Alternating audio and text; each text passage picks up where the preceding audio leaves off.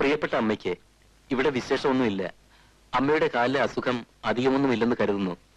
ഞാൻ പണമൊന്നും അയക്കുന്നില്ല. അവിടെ വിശേഷിച്ച് പണത്തിന്റെ ആവശ്യമൊന്നുമില്ലല്ലോ.